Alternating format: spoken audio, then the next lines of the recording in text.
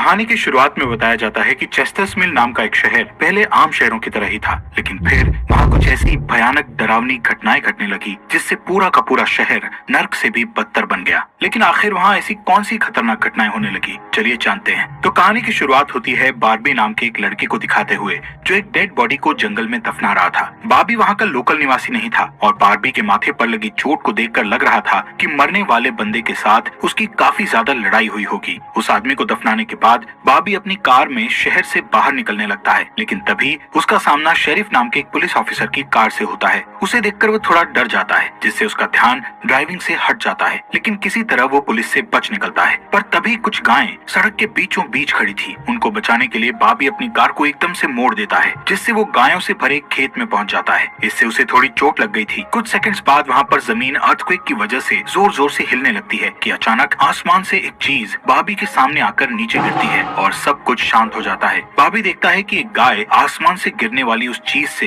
2 टुकड़ों में कट चुकी थी। वो डरा हुआ उस चीज को छूने लगता है तो उसे पता चलता है कि वो एक इनविजिबल वॉल है जो इतनी शार्प थी कि इसकी वजह से कई घर भी 2 हिस्सों में कट गए थे। तभी वहाँ जॉय नाम का एक लड़का आकर उससे पूछता है कि तुम ठीक हो या नहीं। वो भी उस इनविजिबल दीवार को देखकर शॉक्ड रह जाता है। दूसरी तरफ शेरिफ और लिंडा को खबर मिलती है कि उस पूरे टाउन की पावर सप्लाई कट गई है, फोन लाइंस बंद हो गई हैं और इंटरनेट भी काम नहीं कर रहा है। यहाँ तक कि सारे सैटेलाइट कनेक्शंस भी काम करना बंद कर गए थे। तभी शहर के ऊपर से उड़ रहा एक प्लेन उस इनविजिबल वॉल से टकराकर क्रैश हो जाता है, जिसे देखकर लोग और भी ज्यादा घबरा गए थे। और ये बात कंफर्म हो जाती है कि ये सिर्फ एक इनविजिबल दीवार नहीं बल्कि एक राउंड शेप डोम यानी गुम्बद है जिसने आधे शहर को कवर कर लिया है। वहीं दूसरी साइड हम एक रेडियो स्टेशन पर फिल और उसकी असिस्टेंट डोडी को देखते हैं जो सिग्नल लाने की कोशिश कर रहे थे। वो दोनों थोड़ा कंफ्यूज थे कि अचानक सिग्नल क्यों चला गया। यहाँ पर फिल को लगता है कि ये अच्छा मौका है उनकी रेडियो रेटिंग्स को हाई करने का, इसलिए वो दोनों सिग्नल को ठीक करने में लग जाते हैं। वहीं एक फायर ट्रक डोम की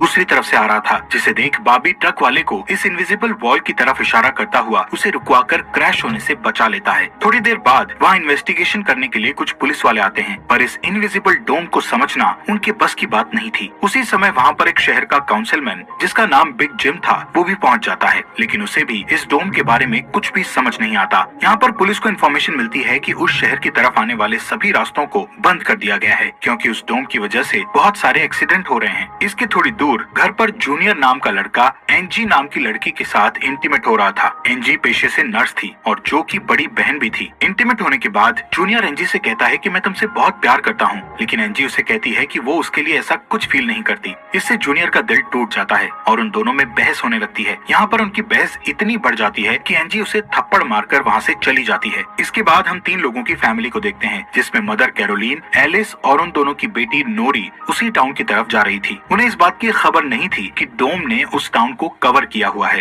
दूसरी तरफ हम जूलिया नाम की एक इन्वेस्टिगेटिव रिपोर्टर को देखते हैं जिसका चेस्टर्स मिल शहर में बहुत नाम था। एक दिन एक औरत उसे एक सीक्रेट खबर देने के लिए कॉल करती है। वो औरत उसे बताती है कि उसने उस वीक चेस्टर्स मिल में प्रोपेन से भरे 6 ट्रक को जाते हुए देखा है और उसके हिसाब से इतनी बड़ी क्वांटिटी में प्रोपेन जैसे फ्यूल का शहर में आना किसी खतरनाक प्लान का हिस्सा हो सकता है। जूलिया उस औरत को इस बारे में इन्वेस्टिगेशन करने का वादा करती है, पर वो अपने काम में ज्यादा बिजी होने के कारण उस पर ध्यान नहीं दे पाती। वहीं बिग जिम रेडियो स्टेशन जाकर इमरजेंसी की अनाउंसमेंट करता है। कैरोलीन जो एलिस और नॉरी के साथ शहर में आ रही थी ये अनाउंसमेंट सुन लेती है, पर उन्हें लगता है कि ये किसी तरह का एडवर्टीजमेंट है, इसलिए वो इस अनाउंसमेंट पर ध्यान नहीं देती और उनकी कार डोम से टकराते टकराते बचती है, क्योंकि उससे पहले दूसरी तरफ से आ रहा एक ट्रक डोम से टकराकर क्रैश हो जाता है, जिसे देखकर वो तुरंत अपनी कार की ब्रेक लगा देती है। इतने बड़े इंसिडेंट को देखकर नॉरी के दौरे पड़ने लगते हैं, जिससे वो बेहोश हो जाती है, लेकिन बेहोश होने से पहले वो किसी पिंक स्टार के बारे में कहती है। अब यहाँ से नोरी को जल्दी से हॉस्पिटल में ले जाया जाता है, जो कि टाउन में होने वाली घटनाओं से घायल हुए लोगों से भरा पड़ा था। वहीं जूलिया और बार्बी घायल हुए लोगों को हॉस्पिटल ला रहे थे। इसी हॉस्पिटल में जूलिया का हस्बैंड भी डॉक्टर था। वो उससे मिलने जाती है, लेकिन उस वक्त उसका हस्बैंड हॉस्पिटल में नहीं था। हॉस्पिटल में जूलिया को पता चलता है कि उसका हस्बैंड संडे को कभी काम नहीं करता था, पर वो जूलिया को हमेशा झूठ बोलता आ रहा था। हॉस्पिटल के बाहर हम बार्बी और एनजी को मिलते हुए देखते हैं। दोनों को साथ देखकर जूनियर के अंदर एक अलग सी जलन पैदा होती है। वहीं अब टाउन के बॉर्डर्स को सैनिकों द्वारा सील कर दिया जाता है। बहुत सारे साइंटिस्ट और एक्सपर्ट्स को भी इस अजीबोगरीब मुसीबत का असल कारण नहीं पता चलता। पर कुछ घंटों बाद बिग जिम प्रोपेन के बारे में बात करने के लिए शेरिफ से मिलता है। यहाँ पर उनकी बातों से हमें पता चलता है कि उनको इस डोम के बारे में पहले से थोड़ा बहुत पता था, पर वो इस पर खुलकर बात नहीं कर रहे थे। वहीं बॉबी को उस टाउन में एक दिन के लिए रुकना था, पर उसके पास ठहरने के लिए कोई जगह नहीं थी, इसलिए वो अपनी कार में ही रात बिताने का फैसला करता है। तभी जूनियर उसके पास आता है और उसे एंजी से दूर रहने को कहता है। धीरे धीरे उसकी बात धमकी में बदल जाती है। बॉबी हैरान होता है कि आखिर उसकी गलती क्या है। इसी बीच वहाँ जूलिया आ जाती है, जिससे वो झगड़ना बंद कर देते हैं। यहाँ से सीन शिफ्ट होता है और हम देखते हैं कि टाउन के ऐसे हालात से लापरवाह होकर एक जगह कुछ टीनेजर्स पार्टी कर रहे थे। इनमें जॉय भी था। जॉय एक लड़के से वहाँ के हालात पर बात करने लगता है, लेकिन अचानक जॉय को दौरा पड़ने लगता है और वो पिंक स्टार के बारे में बोलने लगता है, जैसे कि पहले नॉरी ने बोला था। वहीं जॉय की बहन एंजी घर पर अकेली होती है। तभी अचानक उसके घर में जूनियर घुसकर उसको किडनैप करके अपने फादर के टूटे फूटे शेल्टर में ले जाता है। यहाँ पर वो उसे बताता है कि मुझे पता है शहर को कवर किए इस डोम के बारे में। यहाँ पर एंजी को उससे ये भी पता चलता है कि बिग जिम ही जूनियर का फादर है। जूनियर एंजी को ये भी बताता है कि उसके फादर अपनी फैमिली की सुरक्षा को लेकर हमेशा चिंतित रहते थे, इसलिए उन्होंने फैमिली के लिए ये शेल्टर बनाया था। वहीं दूसरी साइड जूलिया बॉबी को अपने घर में ठहरने के लिए लाती है। तभी अचानक बॉबी की नजर उसके हस्बैंड की फोटो पर पड़ती है और उसे रियलाइज होता है कि ये वही आदमी है जिसे उसने सुबह मारा था। दूसरी तरफ लिंडा और शेरिफ सभी व्हीकल्स पर नजर रख रहे थे ताकि कोई भी गलती से इस डोम से न टकरा जाए। तभी अचानक शेरिफ को अटैक आ जाता है और वो वहीं पर मर जाता है। अब यहाँ से हमें सुबह की घटना फ्लैशबैक में दिखाई जाती है, जहाँ बॉबी टाउन में जूलिया के हस्बैंड जो डॉक्टर थे उनसे मिलने आया था। वो उनसे कुछ पेमेंट की बात करता है, पर डॉक्टर उसे पेमेंट देने से इनकार कर देता है, जिस वजह से उन दोनों में झगड़ा हो जाता है और एक्सीडेंटली बॉबी उसे गोली मार देता है। बॉबी जानता था कि भले ही उसने उसे गलती से मारा है, पर उसे इसकी सजा मिलेगी और इससे बचने के लिए उसने उसकी बॉडी को जंगल में दफना दिया। वहीं प्रेजेंट में सुबह उठकर बारबी देखता है कि उसके गले की चेन गायब है, तो वो जूलिया से इसके बारे में पूछता है। जूलिया उससे कहती है कि वो उसकी चेन को ढूंढकर उसे दे देगी, पर तभी बॉबी को याद आता है कि वो चेन उस केबिन में ही गिर गया था जहां उसने उसके पति को मारा था। उधर जॉय अपने फ्रेंड बेन के साथ था, जिसने पिछली रात सीजर के वक्त उसकी मदद की थी। बेन जॉय से पिंक स्टार के बारे में पूछता है, जो उसने रात को दौरा पड़ते वक्त कहा था, लेकिन जॉय को उसके बारे में कुछ भी याद नहीं आ रहा था। वहीं रेडियो स्टेशन में डोडी एक स्पेशल डिवाइस की मदद से डोम के बाहर वाले लोगों से कांटेक्ट करने में सक्सेसफुल हो जाती है। वो सोल्जर्स को आपस में बात करते हुए सुन सकती थी, पर वो उनसे कुछ नहीं कहती। वहाँ सोल्जर्स भी कंफ्यूज थे कि आखिर ये इनविजिबल वॉल क्या है। दूसरी तरफ बिग जिम रेस्टोरेंट में बैठा ब्रेकफास्ट कर रहा होता है कि लिंडा वहाँ आकर उसे शेरिफ के मरने की खबर सुनाती है, जिससे वो लोग तुरंत बंकर में डेड बॉडीज को दफनाने वाले के पास जाते हैं, जिसका नाम लेस्टर था। उधर एंजी शेल्टर में किसी को मदद के लिए बुलाने की पूरी कोशिश करती है, पर वो कामयाब नहीं होती। तभी जॉय वहाँ आता है और उसे चेन के जरिए बेड से बांध देता है। वहीं बिग जिम लेस्टर को अपने साथ लेकर आता है, जो कि शेरिफ का ही दोस्त था। शेरिफ की मौत से वो बहुत दुखी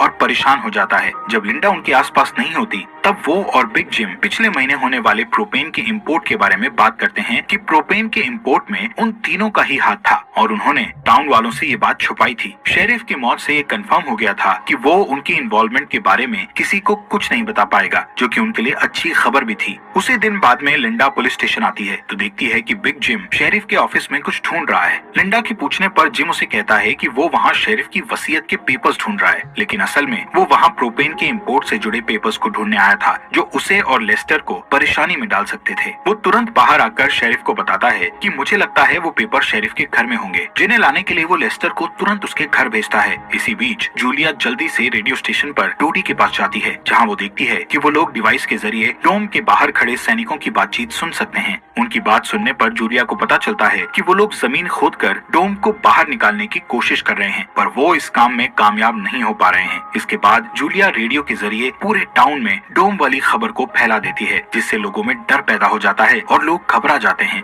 वहीं जॉय और बेन बॉर्डर के पास साइंटिस्ट को अपना काम करते हुए देखते हैं। साइंटिस्ट ये देखते हैं कि डोम के ऊपर पानी का क्या असर होता है, पर उन्हें ज्यादा कुछ समझ नहीं आ रहा था, जिससे वो किसी नतीजे पर नहीं पहुंच पाते। वहीं जॉय देखता है कि ये डोम एक छलनी की तरह है। वो बेन से बताता है कि इस डोम में से बिल्कुल मामूली सा पानी आर पार जा सकता है। दूसरी ओर बारबी अपनी चेन ढूंढने जूलिया के हस्बैंड डॉक्टर के केबिन में जाता है। वहाँ उसे उसका चेन मिल जाता है, पर तभी जूनियर वहाँ आकर उसे देख लेता है। जूनियर उससे पूछता है कि क्या तुम एंजी के साथ सोए थे। यहाँ पर बार्बी को लगता है कि शायद उसने उसे चेन ढूंढते हुए देख लिया है और इसीलिए वो जूनियर को ऐसे ही वहाँ से जाने नहीं दे सकता था, इसलिए वो जूनियर को बहुत बुरी तरह से पीटने लगता है। वहीं हम देखते हैं कि लेस्टर शेरिफ के घर पहुंचकर प्रोपेन इंपोर्ट के पेपर्स को ढूंढने लगता है। कुछ टाइम बाद उसे वो पेपर्स ड्रॉवर में मिल जाते हैं, तभी वो उन्हें जला देता है। जब वो वहाँ से जाने लगता है तो उसका पैर लगने से पेपर्स की आग घर के पर्दों पर लग जाती है, जिससे आग की लपटें पूरे घर में फैल जाती हैं और पूरा घर जलने लगता है, जिसे देखकर जल्दी ही बहुत सारे लोग जमा हो जाते हैं और आग बुझाने की कोशिश करते हैं, पर फायर ट्रक के बिना आग बुझाना नामुमकिन था।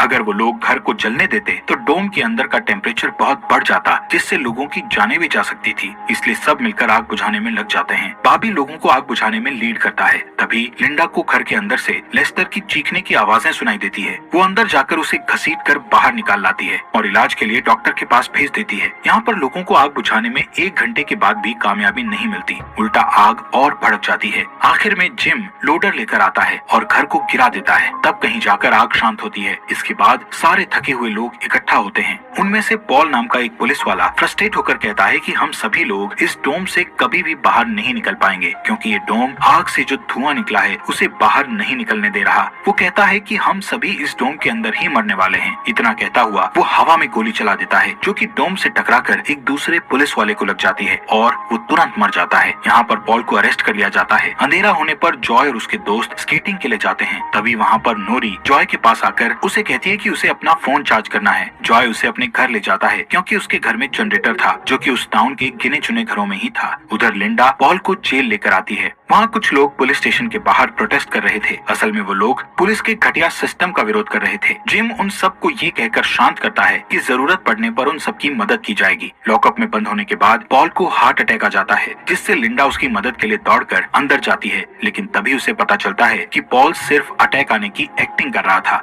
इसी मौके का फायदा उठाकर पॉल उसे धकेलकर उसे लॉकअप में बंद करके वहाँ से भाग जाता है। इधर बंकर में जूनियर फिर से एनजी के पास जाता है। एनजी समझ चुकी थी कि अगर उसे यहाँ से निकलना है तो उसे जूनियर को झूठे जाल में फंसाना पड़ेगा, इसीलिए वो उससे अपने बचपन की यादें साझा करती है, जब वो दोनों एक बंद टनल में जाया करते थे, और कहती है कि हो सकता है डोम का टनल पर कोई असर नहीं हुआ हो, तो वो लोग बाहर जा सकते हैं। यहाँ पर एनजी सोचती है कि अब वो उसके प्यार के जाल में फंस गया है, तो शायद वो उसे छोड़ दे, लेकिन ऐसा कुछ नहीं होता। जूनियर अकेले ही उस टनल में जाने का प्लान बनाता है। वहीं जिम जब पुलिस स्टेशन में आता है तो पॉल की जगह लिंडा को लॉकअप में बंद देखता है। वो तुरंत उसे लॉकअप से बाहर निकालता है। उन्हें पता चलता है कि पॉल अपने साथ एक राइफल और कुछ गोलियां लेकर गया है। लिंडा तुरंत उसकी तलाश में जंगल की ओर निकल जाती है, क्योंकि उसे पता था कि पॉल अक्सर शिकार करने जंगल की तरफ जाया करता था। वहीं जिम पॉल को पकड़ने के लिए एक टीम तैयार करता है। उधर रेस्टोरेंट में बैठी कैरोलीन को नॉरी की फिक्र हो रही थी, क्योंकि वो पिछली रात अपनी दोनों मदर्स को बिना बताए जॉय के घर रुक गई थी। वहीं जिम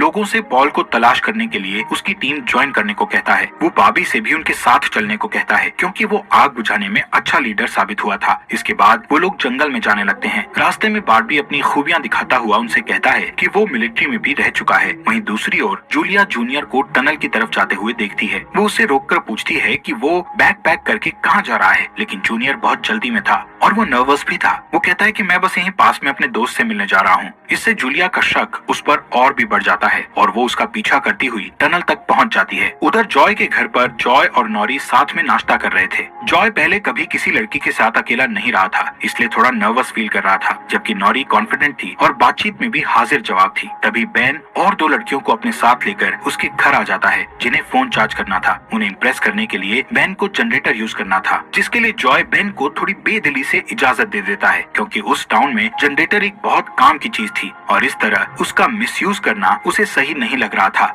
उधर जंगल में हम देखते हैं कि सर्च टीम पॉल को ढूंढ लेती है, पर उसी टाइम पॉल एक लड़के की टांग में गोली मार देता है। दूसरा लड़का भी उसे संभालने के लिए वहीं रुक जाता है, जबकि जिम और बार्बी पॉल के पीछे भागते हैं। दूसरी तरफ जूनियर टनल के आखिरी सिरे पर पहुंच जाता है, जहां पहुंचकर उसे पता चलता है कि डोम ने टनल को भी कवर किया हुआ है। वो दीवार के बिल्कुल करीब पहुंच जाते हैं, जिससे उसकी टॉर्च जलने लगती है। तभी जूलिया वहां आकर उसे वार्न करती है। जूलिया को देखकर जूनियर को बहुत गुस्सा आता है, क्योंकि वो उसका पीछा कर रही थी। इस बात से जूनियर पागलों की तरह उस इनविजिबल वॉल को मुक्के मारने लगता है, जिससे जूलिया उसे रोकती है। फिर दोनों बैठकर बात करने लगते हैं। जूलिया उसे बताती है कि अपने पास्ट में की गई एक गलती की वजह से वो जर्नलिस्ट की इस बेकार सी जॉब में फंस गई है। उधर जॉय का घर लोगों लोगों से भर जाता है जो अपनी अपनी जरूरत के लिए उसके जनरेटर को यूज करने के लिए आए थे। एक बदमाश लड़का लोगों से जनरेटर यूज करने के बदले में पैसे वसूलने की कोशिश करता है, जो कि उसका था ही नहीं, लेकिन उसके खिलाफ बोलने की किसी में हिम्मत नहीं थी। ये देखकर नौरी सब कुछ हैंडल करने के लिए आगे बढ़ती है, पर मामला और भी ज्यादा गर्म हो जाता है। लेकिन इससे पहले कि कुछ गलत होता तभी लाइट ही चली जाती है। नौरी इस बात से बहुत खुश होती है कि जॉय ने उस बहस में उसका साथ दिया। वहीं जंगल में बॉबी और जिम पॉल तक पहुंच जाते हैं, पर पॉल ने अपनी राइफल निकाल रखी थी जिससे वो जिम को मारने ही वाला था कि तभी पीछे से लिंडा आकर उसे शूट कर देती है।